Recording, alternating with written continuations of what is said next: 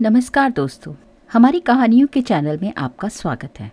यूँ तो कहानियों में प्रेरणा देने, शिक्षित करने और हमें अपने आसपास की दुनिया से जोड़ने की शक्ति होती है। कुछ ऐसी ही कहानियों का संग्रह हम आपके लिए अपने इस चैनल पर लेकर आए हैं, जहाँ हम ऐसी कहानियाँ आपको सुनाएंगे जो आपकी कल्पना को प्रेरित करेंगी और आपका मनोरंजन भी करेंगी। कहानियाँ हमें एक नई दुनिया में ले जाती हैं, हमें एक वैल्यूएबल लेसन सिखाती हैं, फिर चाहे वो एक फैंटेसी हो या फिर हार्ट फेल्ट मेमोरी। तो आइए हमारे साथ कहानियों की इस जर्नी में शामिल हो जाइए and let's celebrate the magic of words together. आइए एक बार फिर से तेनालीराम से जुड़ा हुआ, उनकी चतुराई से जुड़ा हुआ एक और किस्सा सुनते हैं। एक बार राजा कृष्णदेव राय का दरबार लगा हुआ था। महाराज जो हैं वो अपने दरबारियों के साथ किसी चर्चा में व्यस्त थे कि तभी चतुर और चतुराई पर चर्चा चल पड़ी। अब महाराज कृष्णदेव के दरबार में दरबारियों से लेकर राजगुरु तक तेनालीराम से बहुत चिढ़ते थे। वे उसे नीचा दिखाने का कोई भी मौका नहीं चूकते थे।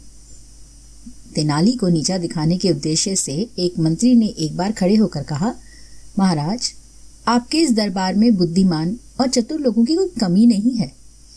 यदि सबको अवसर दिया जाए तो हम भी अपनी बुद्धिमानी सिद्ध कर सकते हैं। परंतु क्या मंत्री जी? महाराज कृष्णदेव राय ने बड़े ही आश्चर्य से पूछा। सेनापति अपने स्थान से उठकर बोले, मैं बताता हूं महाराज। मंत्री जी क्या कहना चाहते हैं? तेनालीराम के सामने किसी भी दरबारी को अपनी योग्यता सिद्ध करने की प्राथमिकता नहीं दी जाती। हर मामले में तेनाली आगे अड़कर अपनी चतुराई का श्रेय खुद ही ले जाते हैं। जब तक अन्य लोगों को अवसर नहीं मिलेगा, वे अपनी योग्यता कैसे सिद्ध करेंगे? सेनापति की यह बात सुनकर महाराज समझ गए कि सभी दरबारी तेनालीराम के विरोध में ही हैं। फिर वे कुछ समय के लिए शांत हो गए और सोचने लगे कि तभी उनकी जो दृष्टि थी वो कोने में लगी ठाकुर जी की प्रतिमा पर गई। प्रतिमा के सामने धूप बत्ती जल रही थी, जिसे देखकर महाराज के दिमाग में सभी दरबारियों की परीक्षा लेने का एक उपाय सूझा। उन्होंने फौरन कहा, आप सभी को अपनी योग्यता सिद्ध करने का एक अवसर दिया जाएगा और जब तक आप सब अपनी योग्यता सिद्ध नहीं कर देते, तेनाली बीच में नहीं बोलेगा। ये सुनकर सभी दरबारी जो थे वो बहुत खुश हुए। ठीक है महाराज, कहिए हमें क्या करना है? राजा ने धूप बत्ती की ओर इशारा करते हुए कहा कि मुझे 2 हाथ धुआं चाहिए और जो भी दरबारी ऐसा कर पाएगा उसे तेनालीराम से ज्यादा बुद्धिमान और चतुर समझा जाएगा। राजा कृष्णदेव राय की बात सुनकर सभी दरबारी आपस में फुसफुसाने लगे कि ये कैसा मूर्खतापूर्ण काम है, भला धुआं भी कभी नापा जा सकता है। एक एक करके सभी दरबारी जो थे वो अपनी कोशिश करने लगे, धुएं को नापने लग गए। कोई दोनों हाथों में धुआं नापने की कोशिश करता, लेकिन धुआं है कि निकल जाता हाथों से। सभी ने खूब कोशिश की, लेकिन कोई भी 2 हाथ धुआं महाराज को नहीं दे सका। जब सभी दरबारी थक कर बैठ गए तो एक दरबारी बोला कि महाराज, हमें लगता है कि धुआं नापना असंभव कार्य है। हाँ, यदि तेनालीराम ऐसा कर पाए तो हम उसे अपने से भी ज्यादा चतुर मान लेंगे, लेकिन अगर वो ऐसा नहीं कर पाए तो वो हमारे ही जैसे होंगे। राजा ये बात सुनकर मुस्कुराने लगे और बोले, क्यों तेनाली, क्या तुम्हें ये चुनौती स्वीकार है? तेनालीराम अपने स्थान से उठे और सिर झुकाते हुए बोले, अन्नदाता, मैंने हमेशा आपके आदेश का पालन किया है, तो इस बार भी जरूर करूंगा। अब तेनालीराम ने एक सेवक को बुलाकर उसके कान में कुछ कहा। अब सेवक जो था वो तुरंत बाहर चला गया। अब तो दरबार में एकदम सन्नाटा छा गया।